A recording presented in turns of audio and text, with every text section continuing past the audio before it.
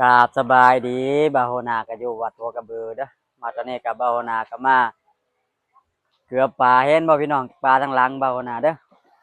อู้ยตัวใหญ่เลยนี่เอาจากโตบ่ครับเดี๋ยวไปฝากพี่น้องบ้านพี่น้องเอิ้นปลายังไงผมก็ยังบ่รู้ว่าปลายังไงแต่เขาเอิ้นว่าปลาสวายว่ามันแม่นบ่เด้ออู้หลายคักพี่น้องหลายทั้งใหญ่เลยเอา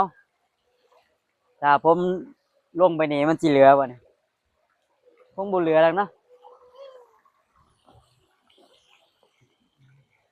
อู้ยเสียวอ่ะเสียวอ่ะ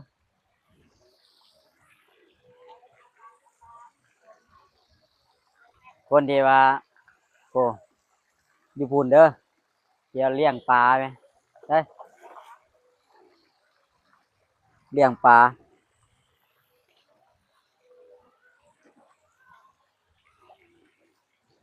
บ้านพี่น้องเอิ้นปลายังบ้านน้องคงบ่มีดอกปลาไปนี่เนาะเอ้า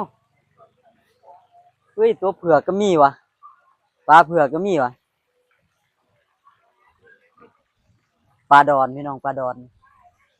ปลาดอนปลาดอนเบิ้งเด้อเบิ้งพี่น้องเบิ้งเห็นบ่เห็นบ่อู้ยปลาดอนพี่น้องเรียกว่าปลาเผือกอะเนาะที่กระเจ้าเอิ้นปลาเผือกเนาะหลายคักพี่น้องถ้าเอาแฮมาเนาะบอกก็ลากขึ้นบ่ได้เนาะเดี๋ยวเราจะไปเบิ่งสะพานนั้นเนาะออกไปข้างนอกเนาะสะพานนั้นเนาะออกไปกลางหรือว่าจะไปผู้ใดมาไปปั้นเต้าลินก็ได้เนาะว่ามาจากไสวะปั้นเต้าลินก็ได้เนาะเอาคลิปนี้ก็ไว้จำนี้เด้อพี่น้องเด้อเดี๋ยวจิไปถ่ายให้พี่น้องเบิ่งอีก